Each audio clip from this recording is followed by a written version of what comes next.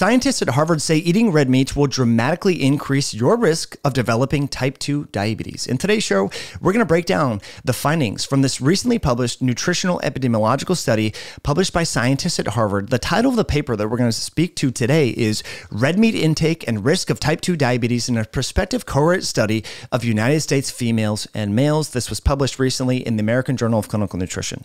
Okay, so is there any truth to the media coverage about this article? The coverage is quite sensational, suggesting that if you look at NPR, Washington Post, New York Times, saying that red meat is dangerous, we all need to cut back on red meat. They sort of obfuscate the message a little bit, saying, well, red meat will, of course, increase your risk of developing type 2 diabetes, but it's also better for the environment if you cut out red meat, which was not part of this analysis, which is quite curious. But let's talk about this study. It was not a randomized clinical trial.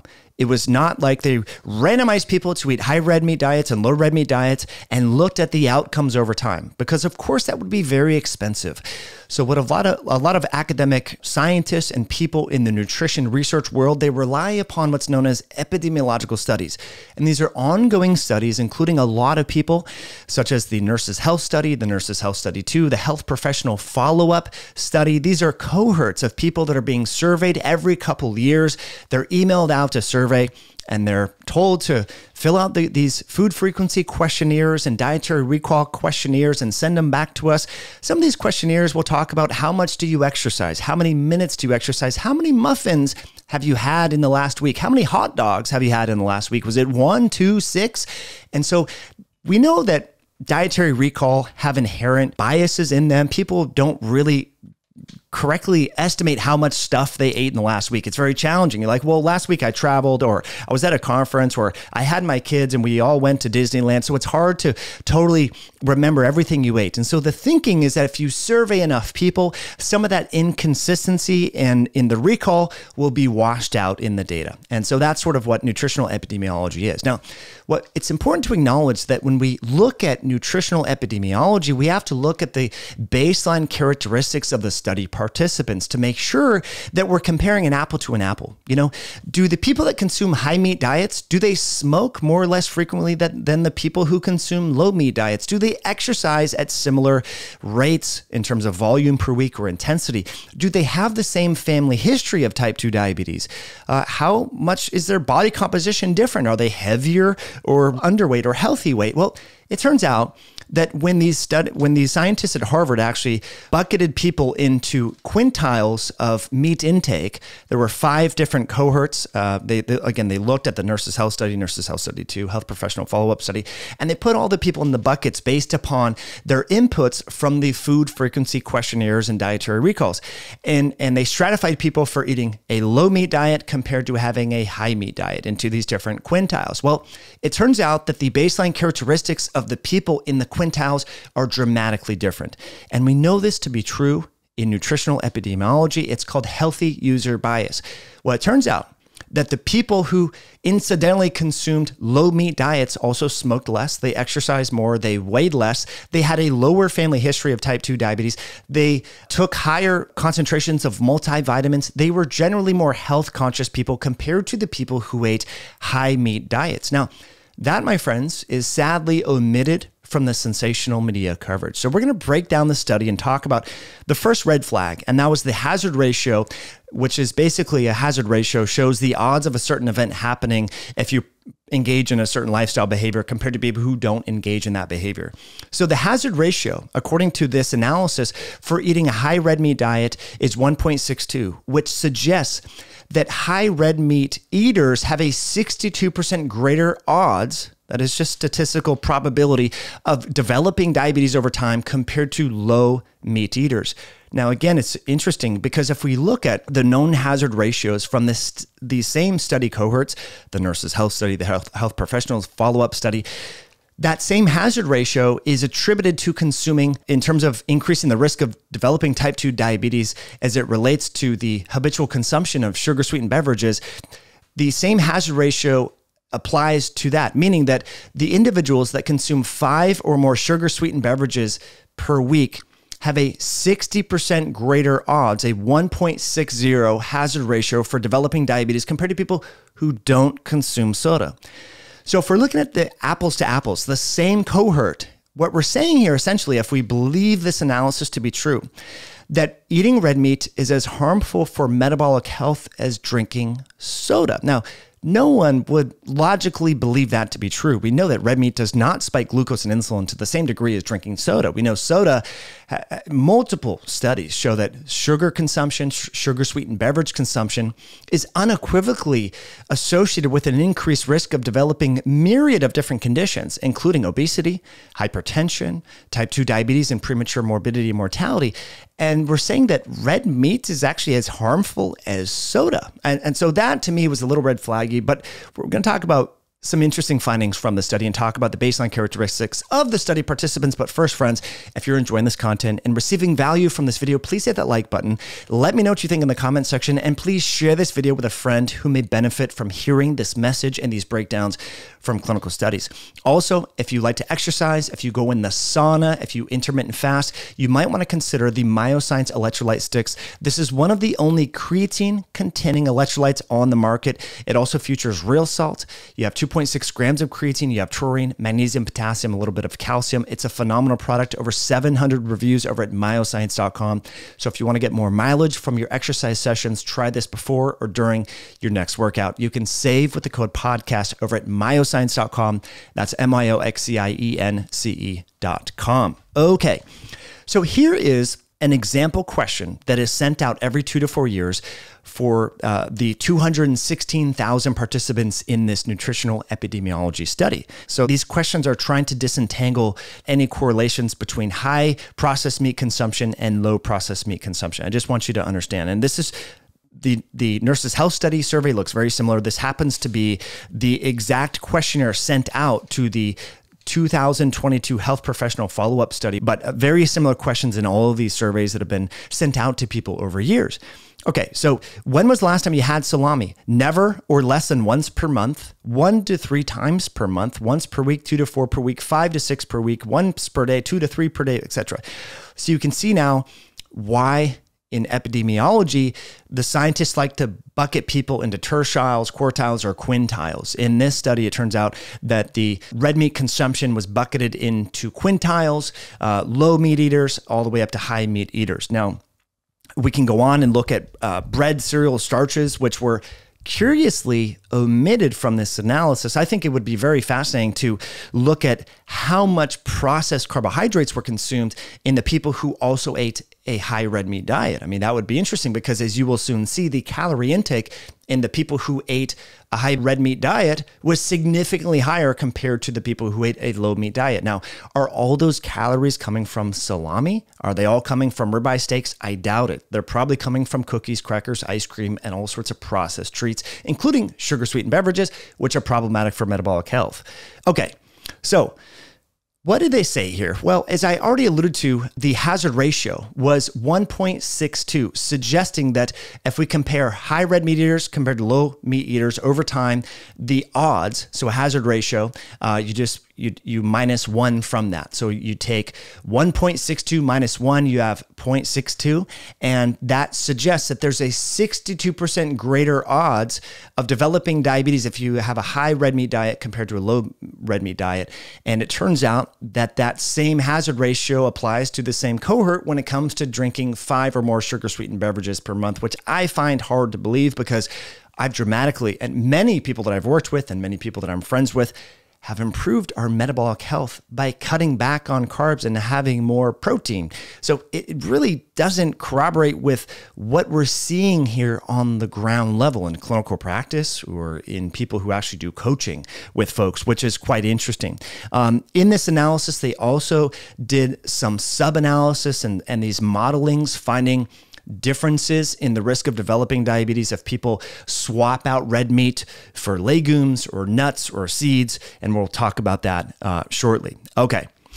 Now, what do we know from other related studies when people start to swap out animal-based products and replace them with plant-based products? Well, you might want to be aware of this study titled Consumption of Ultra-Processed Foods by Pesca Vegetarians, Vegetarians, and Vegans, Associations with Duration of Age at Diet Initiation. Well, it turns out several studies find that when people go vegetarian or vegan, and they start replacing animal products in the diet, well, they start to increase the consumption of ultra-processed foods, because most of these foods that are vegan are the unhealthiest foods that we can buy. Oreos are vegan, Reese's peanut butter cups are vegan, Jolly Ranchers are vegan. To the best of my knowledge, Doritos and Cheetos are vegan as well. So when people start swapping out eggs, poultry, fish, red meat, dairy for plant-based alternatives, they're generally speaking, now there's a small subset of vegans who are soaking and sprouting nuts and grains and whole row foods, but they are the ultra small minority. Generally, most people, when they go vegan, they're consuming more junk food. And as you can see here in figure A, the people who go on a vegan diet consume significantly less healthier foods and more processed foods. So it's important to acknowledge that. What also happens when we are intentional about removing animal products from the diet? Well, this study in 107 women, and the title of this paper is Partial Replacement of Animal Proteins with Plant Proteins for 12 Weeks Accelerates Bone Turnover Among Healthy Adults, a randomized clinical trial. Now, why do I share this? Because there are consequences to making sweeping dietary change that most people are unaware of. So if we just look at one thing, whether it's metabolic health or whether it's longevity or the environment, we might be creating a bigger problem. We might be causing other nutritional deficiencies that have health consequences. So I think it's important that we all look at this through a wider scope and a wider lens and custom tailor dietary changes based upon the individual's needs and digestion and goals. But essentially what this study found is after 12 weeks, there was a dramatic increase in bone turnover and a reduction in collagen biosynthesis, suggesting that going off animal products may actually cause premature osteopenia and osteoporosis, and may even accelerate aging of the hair, skin, and nails by decreasing collagen turnover. So that's important to acknowledge and understand when scientists are making these sweeping claims that, you know, you should never eat red meat and you should always have nuts and seeds and legumes and soy instead. Okay, we've done other videos talking about the changes in omega-3 index and heart rate variability when people omit animal products from their diet. Well, I'll share links with that in another video, but let's go back to the study and talk about the baseline characteristics of the study participants, which exemplifies a major flaw in most nutritional epidemiological studies, this one in particular, and that is the healthy user bias. And so as you can see here, the different quintiles, Q1, Q3, Q5, in all of the three different cohorts that were analyzed here, the Nurses Health Study 1, Nurses Health Study 2, and Health Professional Follow-Up Study. Okay, so if we let's just look at calories, right? Calorie consumption in the different cohorts. Q1 would be this cohort or the quintile of subjects who ate the lowest red meat. Q5 would be the highest red meat eaters. Well, what do you see? Calories are significantly higher in the people who ate more red meat. And this includes processed red meat and unprocessed red meat. If we also look at fruit consumption, it is significantly lower. Most people that are healthy, that are making healthy choices, have more fruits, have more vegetables, things like that. Let's look at physical activity. We know, of course, that walking, exercise, movement is one of the best ways to reduce your risk of developing type 2 diabetes. Well, it turns out that the people that consume the most red meat exercised the least. Now, that wasn't part of the media coverage. Right? When you go on the Washington Post or New York Times or NPR and read the sensational coverage, you don't hear about this. That, oh, well, it turns out the people who ate the most red meat exercised the least. So that's important to acknowledge. Alcohol consumption. Well, we know alcohol is relatively unhealthy. Right? Most people are not drinking half a glass of wine a week or some such thing. They're drinking multiple glasses of wine per day. And it turns out that the people that consume most red meat also drank significantly more alcohol. All right, so what about smoking? Well, let's just say that if you smoke more than 24 cigarettes per day, that would be relatively unhealthy. Well, you can see the analysis here, table 1, baseline characteristics. The people who consume the most red meat smoke significantly more. And so that's important to acknowledge. What about family history of type 2 diabetes? We know that there's a nutritional epigenetic effect and transgenerational epigenetic effects, meaning that if your parents have a health condition because of their poor diet choices and lifestyle choices, there's in utero shifts in the way that your genes are being expressed and manifested in you, increasing your risk of developing a future health malady. And it turns out that diabetes is not exempt from nutritional epigenetics or genetics in general. And the individuals who consumed the most red meat tended to have a much stronger family history of developing type 2 diabetes. Now, what about multivitamin use? Now, why would we even look at multivitamin use? Well, most healthy people that are exercising eating more fruit, trying to eat more whole real food, not smoking, and so forth, they also take multivitamins. So this is just more evidence that the healthy user bias is part of this conclusion and is biasing the data that is causing aberrant or not so logically consistent associations with this claim that red meat causes diabetes or increases your risk of developing diabetes. So if we look at multivitamin use, there are significant differences between the different groups. The people who ate the least red meat consumed multivitamins at a much higher rate compared to people who do not. So that's important to understand, especially in the health professional follow-up study. If you look here, out of 42,000 some of the subjects, 41,000 consumed multivitamins, and this is a group that consumed the lowest amount of red meat compared to just 3,100 in the group that consumed higher amounts of red meat. So, we can suggest and ascertain from that. Again, these are all little hints that the healthy user bias is influencing the outcomes here. So it's important to acknowledge that. And so when we go and read the sensational coverage, all you are hearing about is the fact that there's this hazard ratio suggesting that the risk of developing diabetes is some 60% higher if you have red meat compared to if you have a low red meat diet. And the conclusion is that you should start swapping out animal-based products with plant-based products. You should remove animal products from the diet because every incremental increase in animal products is linked with an increase, or respective increase, in developing diabetes. Now, again, just this study I want to share with you, titled A Comparison of Heart Rate Variability, Omega-3 PUFA Status, and Lipid Mediator Profile in Age and BMI Matched Middle-Aged Vegans and Omnivores. What was interesting about this study is, of course, vegans are being very intentional about removing animal products from their diet. And what they actually found was there were significant differences in the omega-3 fatty acid, as well as the pro-resolving mediator metabolites comparing vegans versus omnivores. In fact, there were undetectable concentrations of pro-resolving mediator metabolites in vegans when comparing those profiles to omnivores. And so when we start swapping out, say, grass-fed beef or pasture-raised eggs, for plant alternatives, we have higher concentrations of linoleic acid. And we know that linoleic acid can decrease the conversion of ALA into EPA and DHA. And that ALA, of course, is the precursor, one of many precursors to make the protective long-chain omega-3 fats. And so there are significant differences in the quantitative amounts of protective omega-3 fats in different food sources. And so if we just tell people, hey, look, swap out that grass-fed burger from your local rancher and go with this Beyond Meat that is really high in linoleic acid and other processed industrial seed oils and the like, that doesn't necessarily mean it's going to offer a long-term health benefit. So it's important to acknowledge the dossier of literature suggesting that there are consequences when you shift your diet. Now, everyone can do what they feel is right for them, for their individual health. I suggest doing blood work. That's why we have our blood work masterclass, the blood work cheat sheet. I'll do that below to see if your diet is actually improving the proxies that are linked or tethered to longevity and optimal metabolic health. And I encourage you to explore that. But again, this study has some shortcomings because, of course, the cohorts are completely different in terms of their lifestyle and their other associated factors. So it would be interesting to also include in this analysis, because as I have showed you in this video, the questionnaires, the beverage part is under the meat consumption. So it would be so fascinating to see, okay, well, do red meat eaters also consume higher amounts of sugar-sweetened beverages? What other factors were included? Because smoking was part of this, exercise was part of this, body mass index was part of this. And as I mentioned earlier, the group that happened to consume more red meat had a higher body mass index compared to those who consumed a low red meat diet.